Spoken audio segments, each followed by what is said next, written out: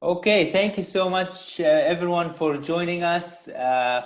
We're really very happy and honored to have Hanny with us with a special talk with Hanny Khoury today, this afternoon, in 1 p.m. Washington, D.C. time and 8 p.m. in Palestine. And we welcome everyone from the US and Palestine and all over the world on this call.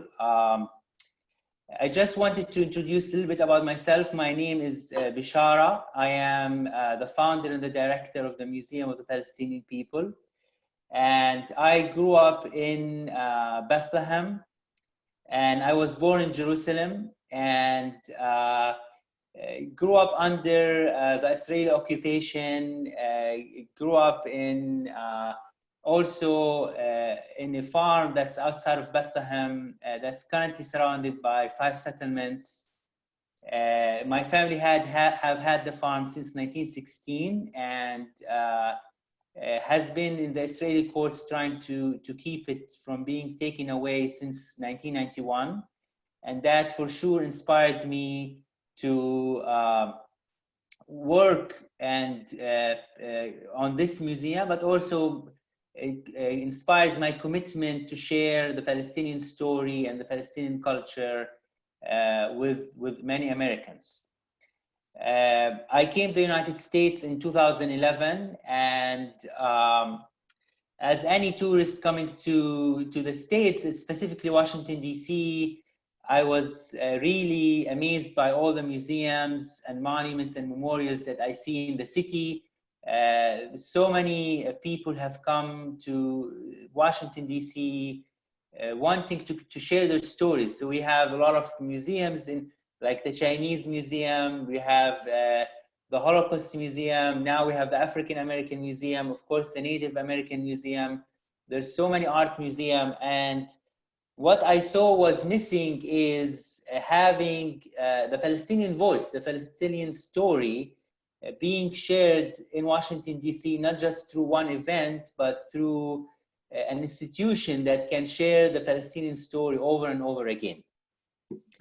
And being in the United States, I saw that our story as Palestinians is reduced to a news item. So we always hear about Palestinians in the news, you know, whether they are victims, like pull them, you know, or as violent people, right? And so these are the two narratives that we see in the news, and I wanted to create something that will show Palestinians as human beings and really create a space where Palestinians themselves can share their stories and can share it from a place of authenticity, from like Palestinians themselves. And really that will create a possibility where the view of the Palestinians in the world is being transformed. Using arts, using culture, using storytelling, artifact, personal stories, and not just one story, but many stories. That one of our main message is that many stories, one heart. So we are about the many stories of the Palestinian people, wherever they are in the world, whether in Palestine or in the Middle East or in Chile or in the United States. There are so many Palestinian stories that we are sharing through this museum that transcend borders, that transcend these borders, whether it's political, religious, racial. We're really inviting visitors to transcend them and to discover themselves in the process, and to get to know their humanity by getting to know who we are as Palestinians. Just a little bit about how this effort started. We started as a traveling exhibit. It started from Washington, D.C. in 2015, and started to travel around the country to different colleges, universities, community center, to different venues who were interested in having the exhibits about Palestinian arts and culture. And from there, we built momentum. We started building the organization, and eventually last year we were able to open a permanent museum in Washington, D.C.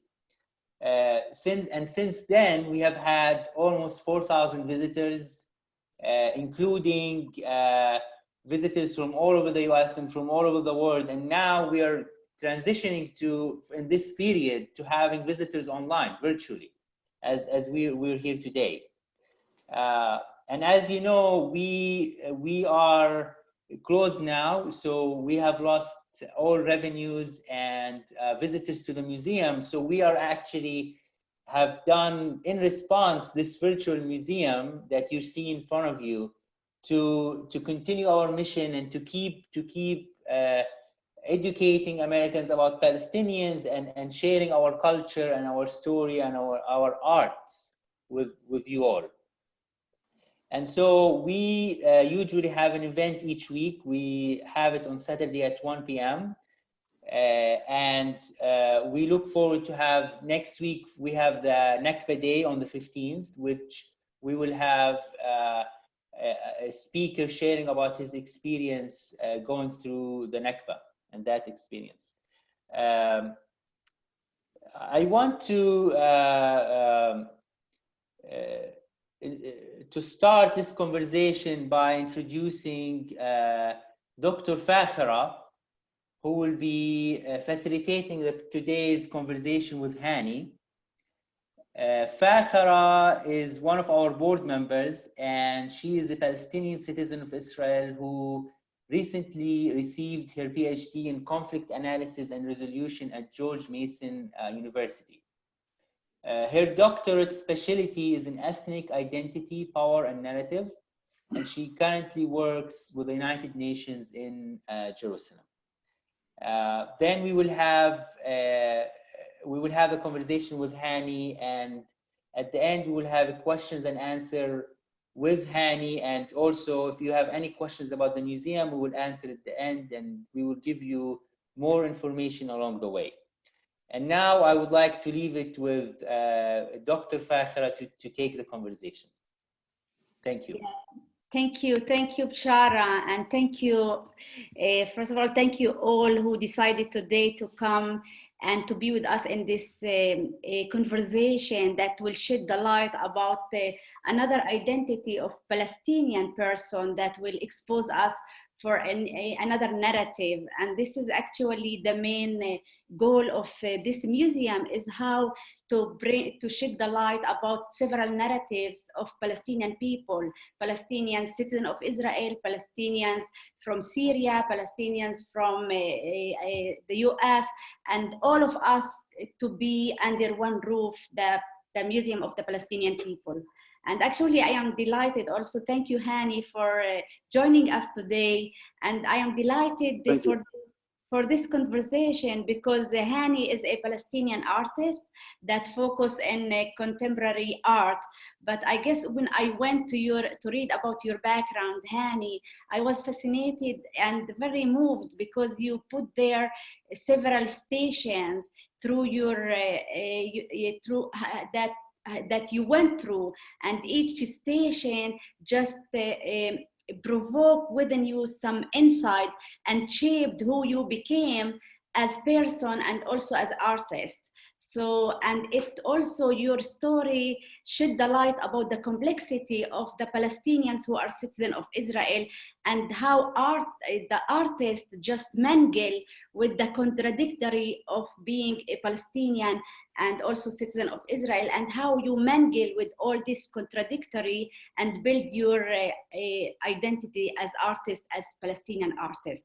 So we will go a little bit in some of the stations that you went through in your life, and maybe to start about your childhood, to tell us a little bit about the village where you grow up, and which has a special story, and how this village also shaped who you are and your perception about your identity and the world. And thank you for being with us. Thank you very much, Dr. Fakhira. First of all, I want to thank the Palestinian of the Museum of the Palestinian People. I want to thank Shara for giving this opportunity to me, and you're doing an amazing work, and I'm so proud of what you're doing and manufacturing in Washington, D.C. It's actually, I feel very, very proud, and I feel very connected with this museum, and I feel connected with you individually, with Dr. Fakhira and Shara, and I want to be a big support to the museum and to your idea, or to your this. I think it's a brilliant organization, and it's a brilliant goals you're putting out there that I want to be part of and I want to support. So I'm glad doing that with you today, and I'm glad to be supporting the museum in the near future. Thank you. By being with us today, you are supporting us. Thank you. I'm so glad. I'm so glad. So first of all, like being alive, like this is a very difficult question that we ask ourselves, like on daily basis, like why am I alive? So just since I was a kid, I was asking myself this question, and going back even to the history of my village, and realizing that this village is the only actually Palestinian village to be back to its land after the 48 Nakba. So it's basically the only village across Palestine to be evacuated. 15 people were killed in my village in 1948. They were evacuated to Lebanon, walking, and then to 1952 they came back. So just realizing this fact makes me think about being exists as an individual person is in this case is kind of a coincidence. So that's starting from that point, and thinking from that point, it makes me feel very special at the same time, and then I feel that I am lucky at the same time. Like, if you know what I mean, like being alive for me is a coincidence, and it's a very difficult thing with being attached to this Palestinian identity. So I was born and raised in Elabun, the Galilee village of besides Tiberia, and I was born in a very difficult community that looking back on that time as a kid, I couldn't realize what is my identity, because you can hear voices in the village saying we are Christians, we're not Palestinians, or we are Israelis, we are not Palestinians. Like, I had those voices all the time from some of my family and from my village, and I was really attached to the church when I was a kid. Like, I was a believer. Like, I was born and raised in a church as well. Like, this is how I can consider myself.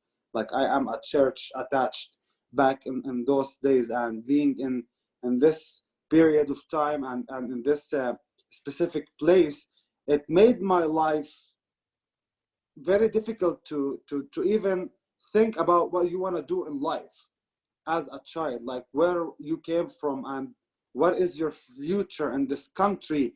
And you know, losing an identity is the most difficult thing you can suffer from. Like, even the Palestinian in the West Bank, when it comes to the identity, it's for them it's better, or it's more confident because of their identity than us as a Palestinians who lives under the occupation, and the government is trying over to makes us forget about our identity and to consider ourselves as an Israelis and to be part of the Israeli community.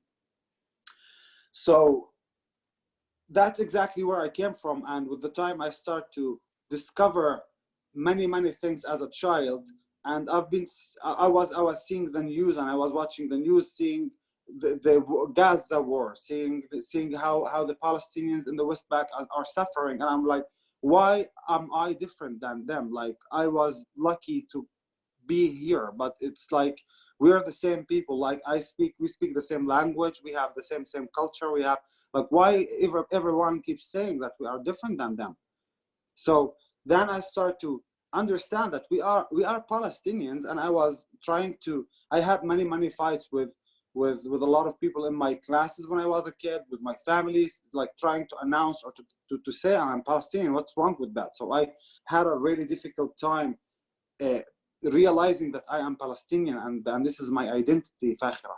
So this is where my art right now comes from, back from that point, because, you know, first 5 years in your life shapes the whole thing. Yeah, it's to voice yourself and not to accept the identity that the master want to impose on you, and just like and to delete your Palestinian identity with several mechanisms that the state of Israel trying to impose in Palestinian citizens of Israel through education and other things. But you want to voice your identity, and it's very interesting. Exactly. And I love that you said in your when I read about your CV, you said you grow up with a sharp and constant debate with everything in the surrounding on social, political, and intellectual. So you were in debating the surrounding all the time. Yes. Yeah. And can you tell us a little bit, so when you moved, there is another challenging station in your life when you moved to Tel Aviv to study art, and there it's another challenge with your activity. So can you share with us again about this station as well, and how it shaped, continue to shape who you are as a Palestinian, as artist? Yeah. So after I was graduated from the high school, I went to Tel Aviv to start, you know, I went to an art college to educate myself as an artist, because it was my passion. Like, I knew it was my passion since I was a kid, that I want to be an artist. So, and one of the ideas I had in my head is peace. Like, I want to make peace with the other side. I want peace between Israel and Palestine. Like, I want that back then. Like, I still want peace, but back then I wanted to focus my energy and my thoughts about, we can work it out as a Palestinians and Israeli people. Like, there's nothing wrong with that. I went to Tel Aviv. I started taking an art classes with you know, Jewish people and Israeli people and people from all over. And we had, you know, art is about expressing yourself, expressing your identity. So can you imagine putting yourself in that difficult position after having all of this difficult identity, you know, realizing trying to express yourself there? And I did realize back then that they want peace in their conditions. They want us as a Palestinian who lives in Israel to forget about who we are. They don't want to accept the way we speak. They don't want to accept our language. They don't want to accept our culture. They don't want to see it in our art. They don't want to see it in our dresses, the way we walk, the way we say things. They don't want to see any Palestinian vibe in our personalities at all. Like, this is the only way they would accept you. And I didn't accept this fact. Like, I did not accept this fact that they want me to forget about who I am, to be able to fit in this community. So it was really difficult to me even to go to an Israeli art school, because it was like insane. And in that period of time, I started to find many art collectors that they were interested in my artwork, and galleries in Tel Aviv that they wanted to exhibit my art. And I was like, okay, we can do that. But with the time, I started to realize that they want to consider me as an Israeli artist. Like, they want to have me. They want to have my art pieces in their galleries. They want to buy my artwork, but they want to consider me as an Israeli artist. And it was difficult to me. I didn't agree doing that. So I took my artwork, and I was like, no, I'm not doing that. Like, I have decided the hard way to make it to the final, or to the where I'm a good artist and I have an income. I can sell my artwork. Like, I have decided not to take it out of their lead and to do it myself. Yeah. So you want your full identity to be expressed, and not just under a condition, and not under their umbrella. Yes, not under the condition, and to go into under the category of good Arab. You know, in Israel, good Arab. Good Arab is the Arab that just speak about the Israeli identity and doesn't bring the Palestinian identity. And there is a terminology that we say the good Arab inside Israel, is that they go according to the condition of the state and the majority of deleting your Palestinian identity. So you are breaking the boundaries again in Tel Aviv and voicing yourself and who you truly are. And you moved now, you are looking for your voice all the time for expressing your identity, and you moved to Jerusalem, I guess. Do you want to talk a little bit about Jerusalem and fascinating between East Jerusalem and West Jerusalem, and again debating with the contradictory there? Yeah, I just so when I came back to my village after I decided to not keep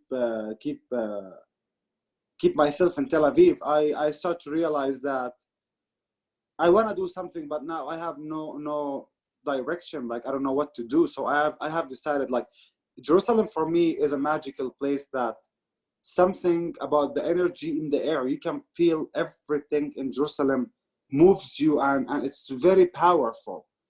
Everything is just it's magical in a way that some people love Jerusalem in an amazing way, and some people hate Jerusalem. Like in Jerusalem, I don't know if you agree with me, but I think like there's nothing in the middle when it comes to Jerusalem. Either you love it the most or you hate it the most. Like you can feel this vibe actually being attached to Jerusalem.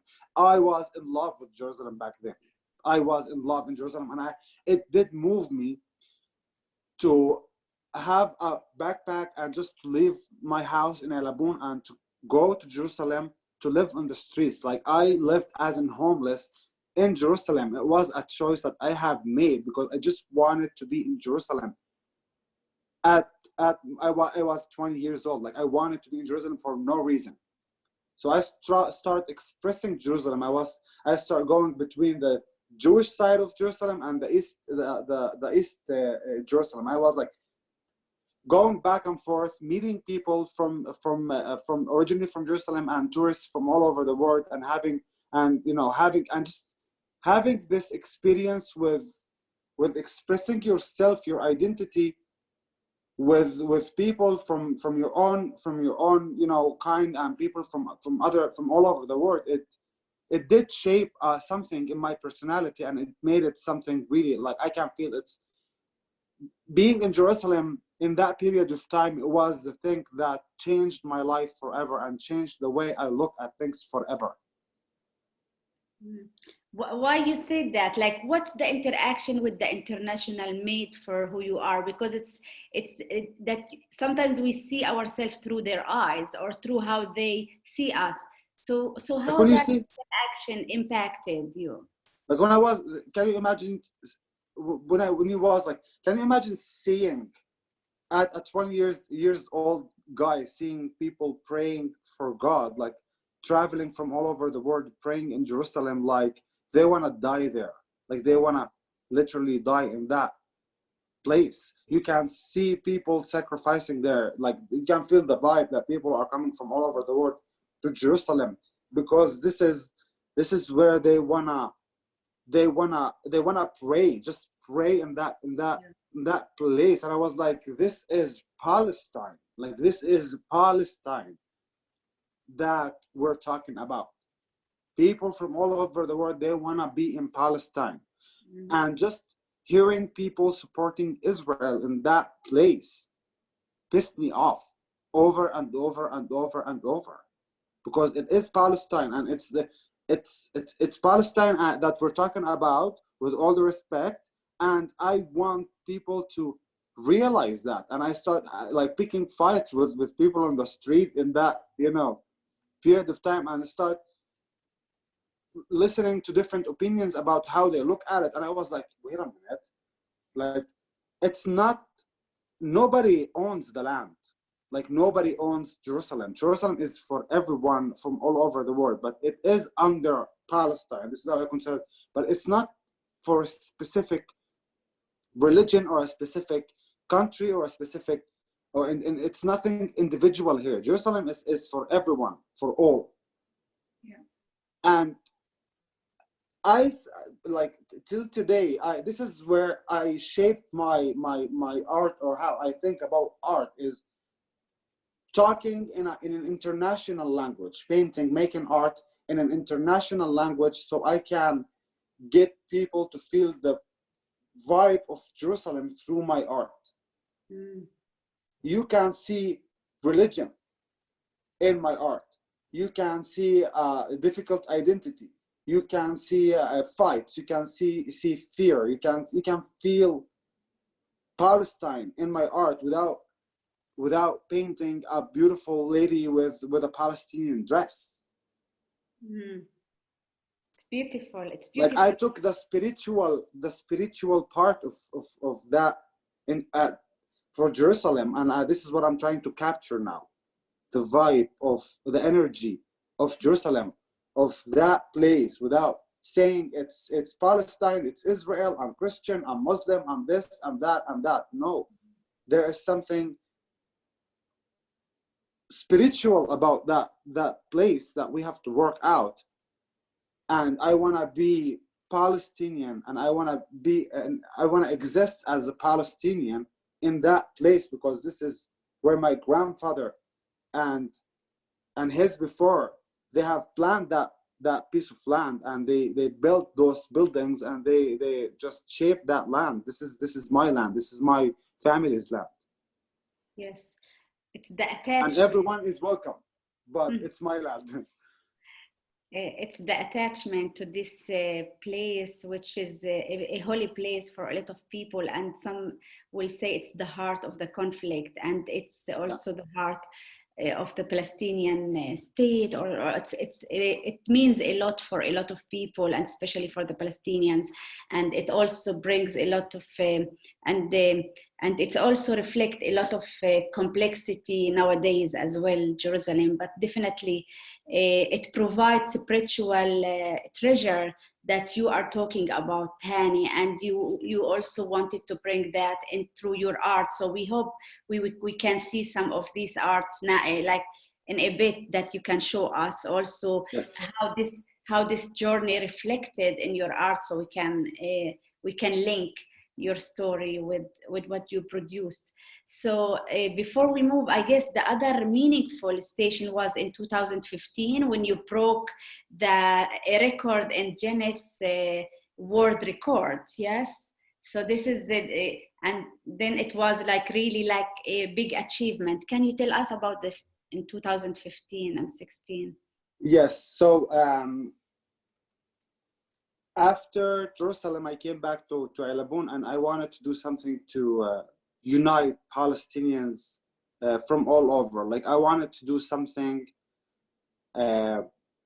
talks about or like an approval from everyone that we are exist. So I have painted a big Palestinian map on a piece of fabric, and I had volunteers with me taking this fabric to many villages and cities in Palestine, in Israel and Palestine, and make people put their fingerprint with the red and like the flag color, the Palestinian flag color. So we have collected 10,000 fingerprints from all over the world, from Palestinians from all over the world, to say that this is Palestine, and we're talking about like this is like an agreement for us, to us, about owning the land and owning our culture, and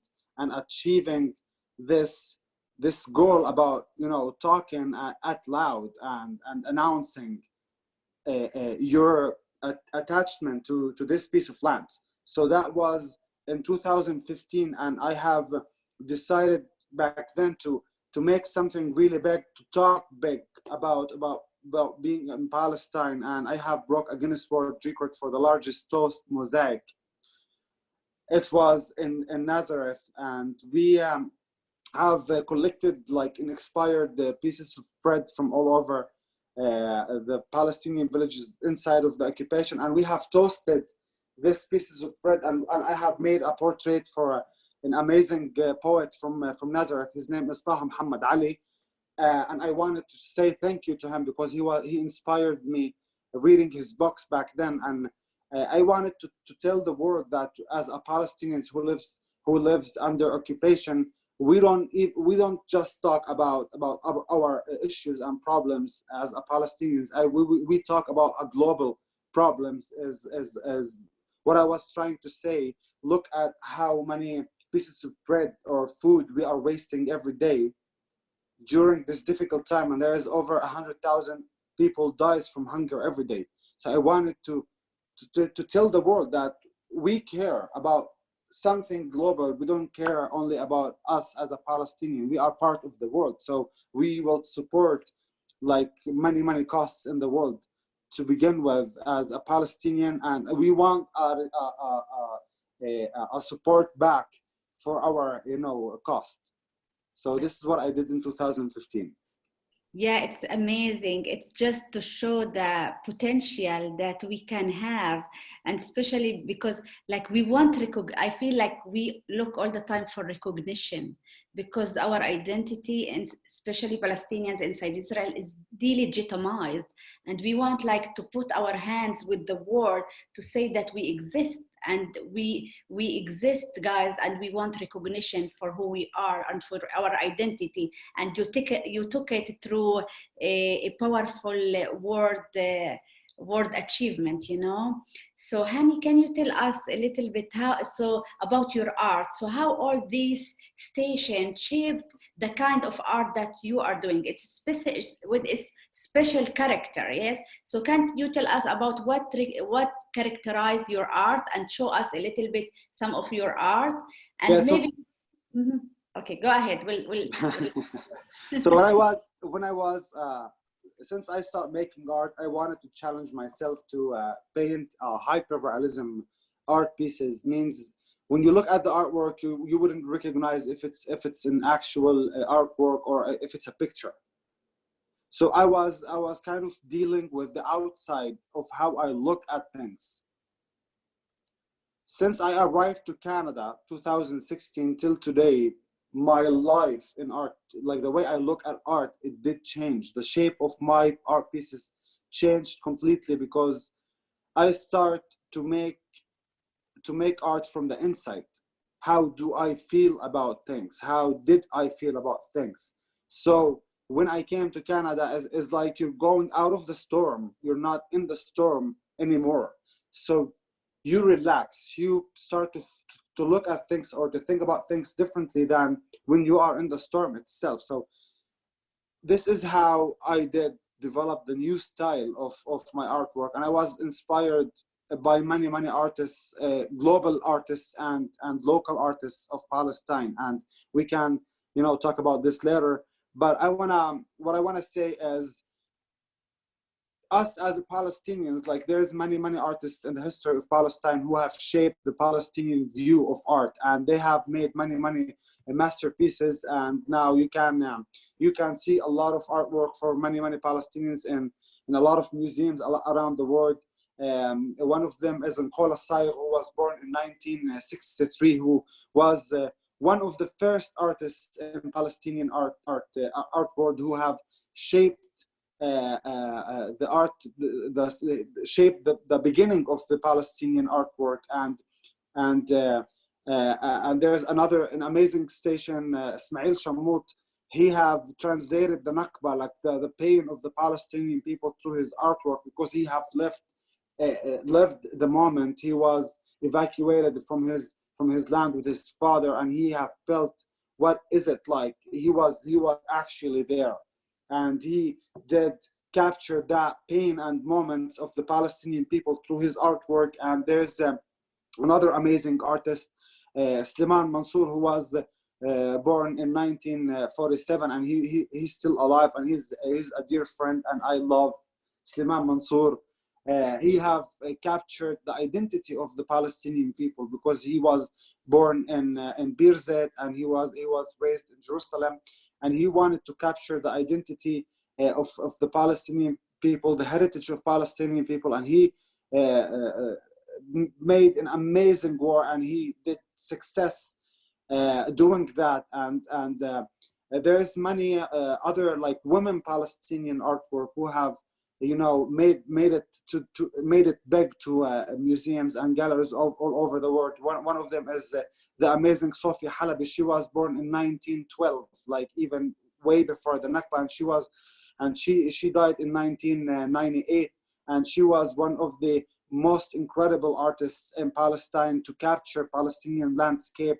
You can Google her name. She's an amazing artist. And you know, in Palestine, and this is something significant, that usually in the world, like each country individual, you can see that there's more men artists than women artists.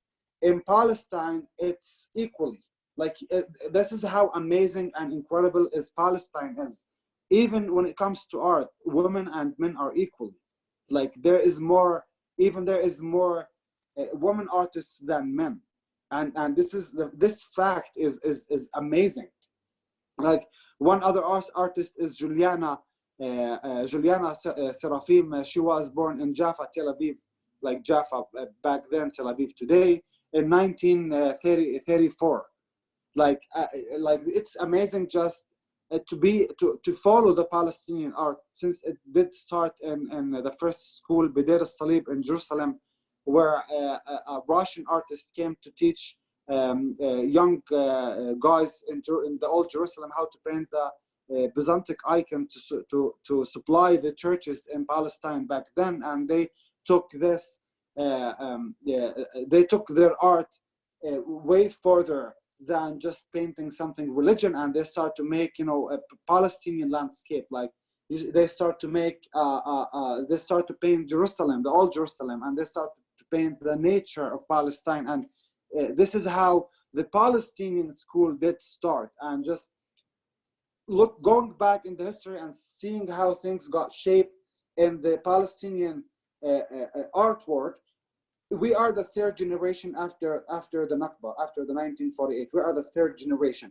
So now we live in a very difficult time actually to express ourselves through our art, because back then, being Lamar Monsoon, being any other artist, you can just pick something, paint anything, paint a beautiful lady with a dress that would have make it. You know what I mean? That because we were afraid of losing our identity, and we wanted to capture our identity. So you could have painted any Palestinian thing to have to achieve your goal in life as an artist. But now, the third generation of the Palestinian artwork it's a very difficult time for us, because I can't paint a Palestinian woman anymore. I just can't, and it makes no sense for me to do, because they've done that. It's like doing the same thing over and over and over and over again. And the world is not moved by seeing a died child with his mother crying, and she's holding her child in his hand. Like people are not that doesn't move people anymore in the world. So we have to be creative. We have to be modern. We have to think about how can we do something to support our cause as Palestinians, because it's a difficult time and it's a different time for us. And this is the huge challenge for us as a third generation and fourth generation very soon after the Nakba as an artist. What can I do? What should I do to direct people and to pass the message? So you have to think about like way out of the box. That's first of all, and second of all, you have to take your personal story out there, because now those days is about how you affect the environment and how the environment affects you. People want to hear your story. They want to know how did you make it. They want to know what is your individual story, being in that part, being in that piece of land, being in Palestine, in the occupied Palestine. This is what people want to hear. Great. So thank you, Hanny. It's amazing, and that also taking us through that who inspired you throughout your work, but also to emphasize that now there is a new challenge for the Palestinian artists, that we need to voice ourselves, our identity through a different kind of art. and not the traditional art. So can you show us some of your art and like some pieces that can show some of the things that you did, and just tell us a little bit what is the message, or what this art saying for us, or what you want to convey through this art. I just want to mention something really quick. When it comes to the contemporary art, you have to leave the message open, so you would understand what I'm saying from your own perspective. The artist is explaining it, like I can give some cases, but the artist explaining his artwork, it's like killing his art piece, because you have to take it to your own story. This is the beauty about the contemporary and the modern artwork, is when you do something and everyone gets connected with this art piece. Because a Palestinian woman, with all the respect, I collect even Palestinian artwork. I have an art collection, but a woman with a Palestinian dress, they're not going to understand in China. They're not going to understand in Japan. Like, they're not going to understand. It's something cultural, something more local. But looking at this artwork, and everyone can understand this artwork. Can you put it closer and also move? Can we see it? Yeah. Okay. Yeah, it's very. Okay. So do you want to tell us something about this piece? What's inspired it, or what? So this is my invisible friend from my childhood. This one is my invisible friend from my childhood, and this is me. And as you see, my body is unshaped, is not shaped yet, as we talked earlier. So this is when I did describe or talk about how when I was a kid, I couldn't consider myself as nothing, and this is where I can show what I showed my body. My body is unfinished or unshaped yet. You can't see anything. You can't recognize or consider his identity yet. Wow, very powerful. Yeah, it makes sense when you say that. Okay, can we see other pieces? Yeah, I'm gonna show you this art piece. So this art piece talks about the war in Gaza in 2006. Can you take it close, please, a little bit? A little. Okay, take it far a little. Okay, that's we can see. Good. Yes. Yes. It's like how the flower fall out of the table, like capturing this moment in Israeli. The Israeli have bombed Gaza, and how the flower like basically went out of the table. Like this is capturing this moment, this second of me watching the news when I was a kid and seeing this moment. It's something that makes you realize how artists can pass the message in a very contemporary and modern and very, very easy way. What is this piece? So this is the Palestinian yin yang. Can you take it closer? Yeah. Is it better right now? Yeah. Can you see, guys? Yes. We are trying to see, but tell us what is this? What's Palestinian yin yang is made of many shapes and many layers. It's not something that you can see. It's not too clear. You can see prism. You can see the red color which represents the blood. You can see like this is how you when you hear the name of the when you know the name of the artwork, you can take it to your own place. That's what I mean. Beautiful. Yeah, very powerful. It's like it speaks. Your art speaks, and the narrative that you want to bring, or the voice, the message. This is powerful. Oh.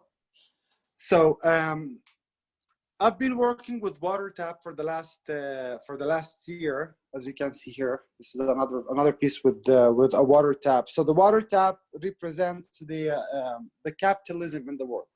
So now I'm taking my art to the next level. I'm taking my art to speak about big costs. So I've been representing the capitalism by painting the water tap. So in this artwork, I have done, I have painted about the pandemic that we're going through right now, and how there is someone is trying to close the capitalism. So, and everyone is panicked because of that. This is us panicking about this pandemic. The global threat that we are like all similar and have the same threat, all of us, global threat. This is another one. Talks about another. Yeah, we'll take this piece and maybe we can give the floor for the audience if anybody wants to ask you, because I guess some of them might want to take this conversation further and ask some questions. So can you tell us shortly about this, and can we move later to questions? Yeah, so this piece talks about the levels, like how people live in many different levels. So this one has no legs. This one is trying to protect this one. This one is trying to take over and to control in a very silly way. And this one represents the nature, like the animal, the nature. And the nature has the iconic, when you see this in the Byzantic icon. So now the nature is succeeding in the world more than us as a human. We're trying to make a very dramatic and we're trying to make it very dramatic, but the nature is succeeding in this painting. The power of the nature, you mean, or the nature has the power over? You can take it to that place. Yeah. That's how I want to make it. I want to keep it open. I don't want to Okay. ruin it. Each of us will read it through her lens. I got it. Okay, so we are curious to see other pieces, but I would love to give the floor also for the audience. Thank you, Hanny, for now. It's a fascinating journey and search for your voice, for your identity, but more the search for the voice, I guess, because your identity, it's clear. It's how to voice yourself through art, through your art. It was what was dominant, I guess, in each part of your stations that you talked about. So can we give the floor to the audience, whoever wants to ask Hanny a question, and you should unmute yourself if you want to ask him a question. Yeah, and feel free to unmute yourself, or if you would like to put your question on the chat, that's possible. But we would like for the audience to also interact with Hanny face to face or through the Zoom to ask questions. Hi, Hanny. My name is Laura. I live in Virginia, just south of DC, and I am a huge fan of Bashara, and so I'm a huge fan of you. Thank you. I have a couple questions, short ones. The first is, as a fellow artist, I do art at home now because of quarantine, and I'm just wondering, what is your preferred medium? Like, are you working on canvas? Are you working on wood? What kind of paints are you using? Like, is any of that inspired by Palestine, or is it just your personal preference, or what? So I've been trying to work with different materials, because nothing like not everything is available at the moment at the stores, or some art supplies stores are closed for the moment. So I've been working on many different material, and this is where you have to be very creative as an artist, because if you run out of something, and not because it's not your choice, it's something that happened to you, you have to be very creative. Maybe taking this and make an artwork with it. Like, you have to be very creative using what you have in your house, around your house, and this is how the artist should thing. Like, I don't want to be attached to one material. I want to express myself with what's available. It doesn't matter if it's a canvas, if it's a paper, if I don't have any of those, I'll take anything and work with. That's perfect for quarantine because the stores are very limited in what they offer. Yes, I know. And I want to mention something on the 60s after the Jerusalem was occupied by Israel. The Palestinian artists have decided not to buy any art material made in Israel, and they have made incredible and amazing art pieces from clay and from a Palestinian made basic materials, and they've done masterpieces. You can see lot of art pieces from that period hanged on many museums. I can mention Nabil Anani have worked with skin, with animal skin. Like he took an animal skin and made it as a canvas, and he took the Palestinian henna and he painted with the Palestinian henna on the skin of the animal. He didn't want it to buy any Israeli products, and yeah, so we can be creative sometimes when we decide not to buy anything or that nothing is available. That is incredible. Wow.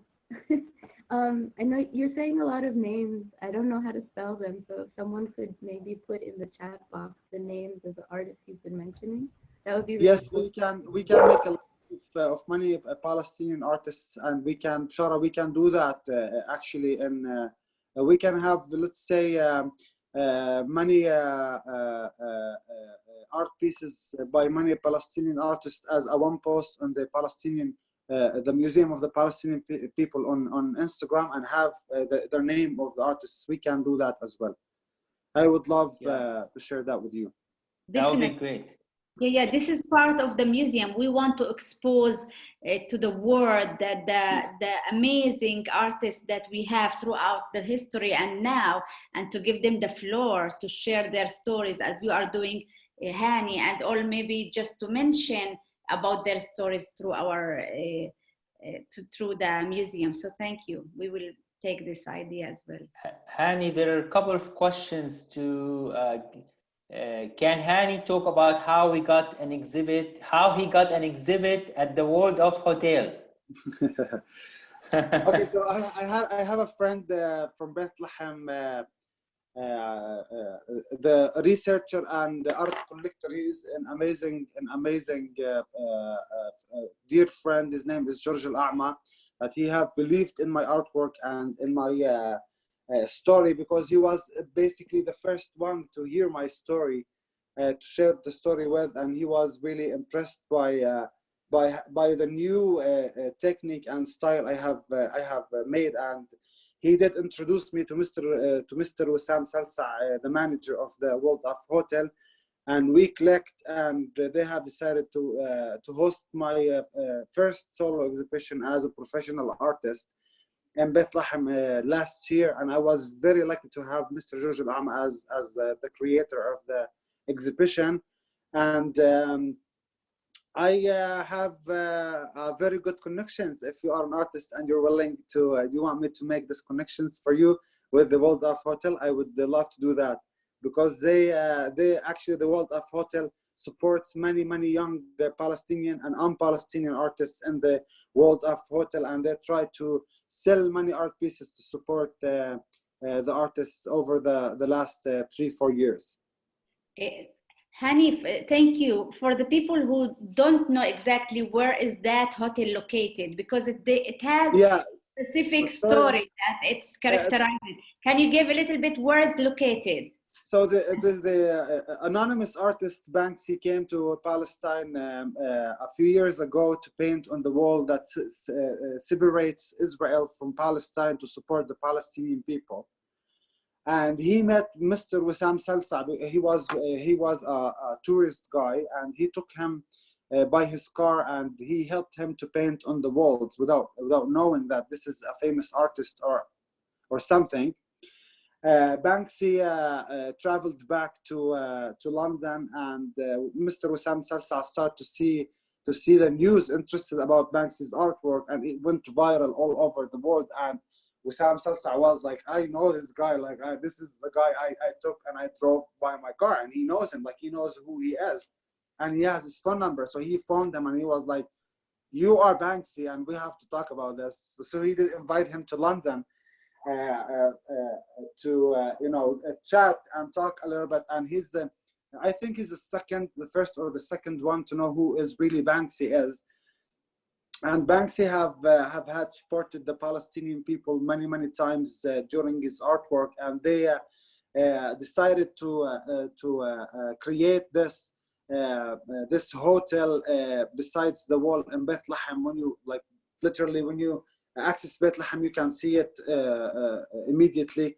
It's an incredible hotel which have I think only 8 rooms, and you can book through booking.com, and it has an amazing incredible original pieces by Banksy.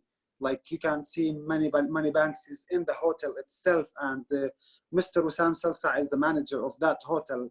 And this is amazing because they have made a space in the hotel itself as a gallery to support the Palestinian artists to sell their artwork and to express their artwork.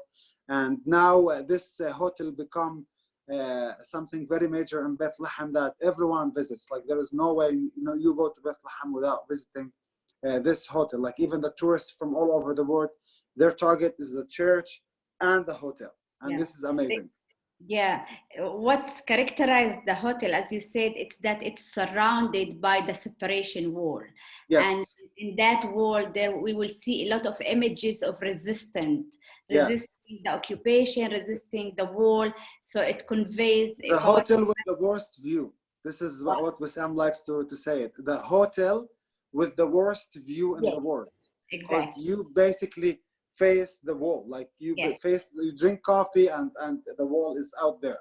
Yes, definitely. Okay, can we take another last question? What do you think, Shara? Can we have another?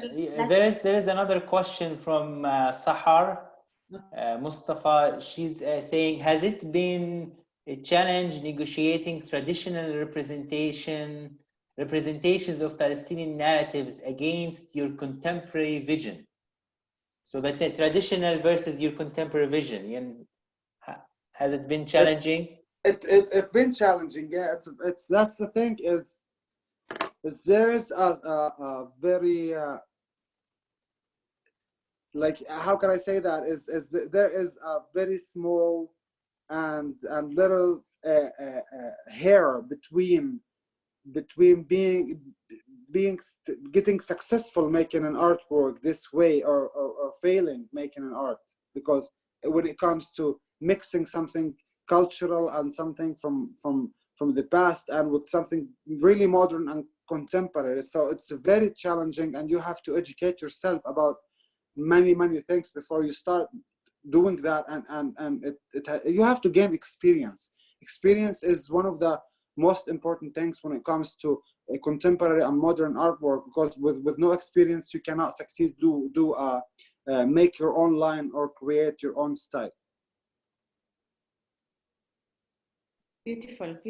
Thank you, Hanny. So probably I guess we need to finish this conversation, although to be honest I have more to ask you. I guess your story really have a lot of dimensions, especially as somebody who's broke the boundaries and didn't allow the limitation and the condition into your identity to control it, and you just broke it in a different way. That it's very inspiring for a lot of people who will choose to go after their voice and to take an action. And I know that you have a message to say for the people that you want, which before we end, just what is the message that you are sending to people like young people like you that want to voice themselves?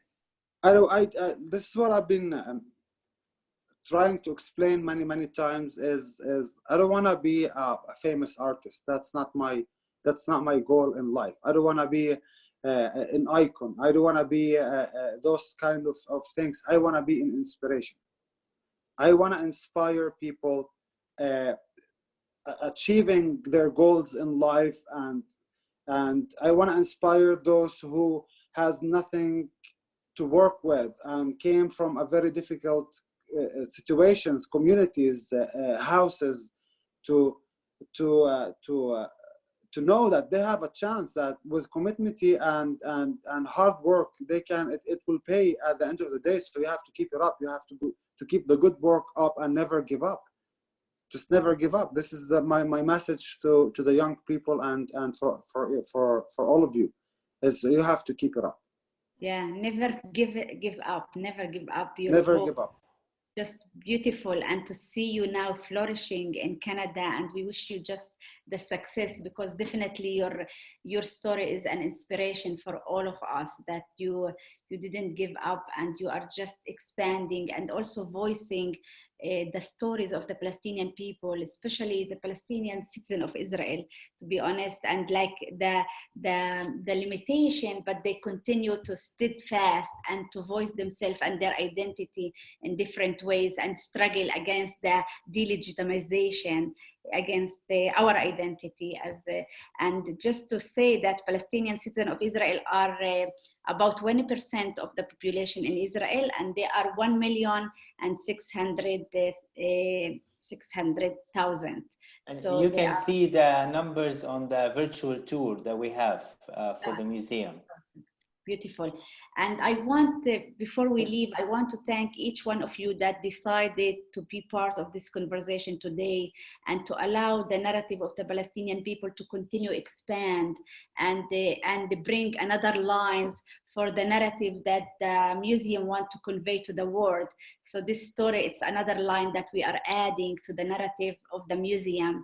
So thank you all for being with us tonight and today. For us, it's in Palestine, it's a night. For you now, it's afternoon. So thank you for choosing to be with us.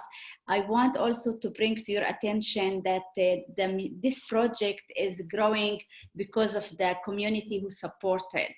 Like we are all volunteering, like I am volunteering, most of the people that carry this project volunteering just to expand the voices of the Palestinian people. And this project will continue to be alive and expand because of your support. And nowadays, as you know, that because of the pandemic, it's a challenging time for all of us. So we want to ask you to continue follow us and also support the museum in any way that you can, sharing about it or support it financially. And now we are carrying emergency fund for the museum. So anything that you will see, we will think that it will support us will be so appreciated. Actually, you are supporting not us, you are supporting the museum, the voice that it carries to the world, and that the voices of the Palestinian people will continue and shape the collective narrative in the world. So we will thank you for any support that you will. I just want to say one thing. I'm going to be donating one of my art pieces to the museum, and it's going to go as we can do it as an auction at the Palestinian Museum page on Instagram, and the fund is going to go to the museum, and I'll be so glad and pleasure to do that for that museum. Thank you, Hanny, so much it's really inspiring and very touching that to hear your story. Like, and this is the first time. I mean, I read about you a lot, we talked a lot, but it's the really first time to hear your story firsthand, and to, you know, like your journey between Jerusalem and Tel Aviv, and your identity, how your identity was shaped, and now Canada. So that's another, you know, layer of identity, and as an immigrant, it's really inspiring and touching me personally, as also a Palestinian immigrant in the United States. I also wanted to announce something that Hanny and I have been discussing for a while. We're actually, Hanny has a big collection of the photographer Karima Aboud, And Karima Aboud, just to share a little bit about Karima Aboud, she is the first woman photographer in the Arab world, and she actually lived and worked in Palestine for the first half of the 20th century. In fact, Google has featured her recently in the past 2 years on the search engine for her big impact on photography in Palestine and throughout the world. And just to put this in context, we're not talking about a photographer in London or New York. This is a Palestinian woman at the turn of the 20th century who dared to break stereotypes in the Middle East. We're really honored that Hanny will be displaying her collection at the museum in the near future. We're very, very excited about this collaboration with Hanny. I just want to say one thing. The collection is not, it's not my private collection. It's Mr. Ayman Mtanes's a private collection. He's an amazing a businessman and art collector. He have supported Palestinian artists for the last couple of years, and he have collected many art pieces from all over the world for Palestinian artwork. And it was a very difficult time for us collecting and saving her name, because her collection were spread in many hands, and we have worked for the last 3 years just putting her photograph together. And it's amazing when you find someone like Mr. Ayman Mtanes, who was really passionate, and he have like paid a lot of money collecting her photograph, because he wanted to save her name. He believed in Karima Aboud, and he wanted to take her story to the next level, because she was basically the first woman photographer in the Middle East, and she was the one to put the Arabian woman in the photograph picture in the history of the Middle East. So it is amazing that I am responsible out of this collection, and we would be pleasure to host this collection at the Museum of the Palestinian People. And finding people like Mr. Ayman Mtanes is something very should inspire even other people and other Palestinian businessmen to support the Museum of the Palestinian People, and to support the other artists, and to support our culture, because everything we live in a world where you have to spend money to save your culture. That's a fact. You have to support people, and you have to support organizations, and there's people that can sacrifice their lives trying and chasing stories and supporting our heritage and culture, but you still need someone with money to support. And that's amazing that Mr. Ayman Mtanes have been doing that for the last 3 years, and I'm so proud that he's been doing that. And I'm very pleased, Shara, to have Karima Aboud very soon in the museum. Thank you. This is really great, news for us. So again, thank you, Hanny, and if you come on Saturdays, hopefully we can open the museum in the next few weeks after this is done, or the pandemic is going down. And when you come on Saturdays, we usually have Palestinian hot tea waiting for you. So because we believe in hospitality as Palestinians, so hopefully in the next few weeks we can have you again on Saturdays with tea and with open arms, and welcome you back at the Museum of the Palestinian People. Thank you again. To welcome you back in your home. You will feel home when you come to the museum. I really encourage you to visit. It will be very amazing moments and experience for anybody that will visit the museum. It's a very unique experience. Thank you all for being with us. Thank you, Dr. Fakhira. I'm so glad we did that, and I'm very proud of you. And I love your vibe is just amazing. I love how you say things. Thank you so much. I missed to be at the museum. Thank you guys for whoever chose to be with us today. We were honored, and thank you for continue collaborating with us. It's your project. It's not our project. It's the project of all of us. So thank you all. Thank you, Hanny, and for all everybody. Thank you, everyone. And have a wonderful weekend, everyone. Thank Have you. a wonderful weekend. Thank you. Thanks.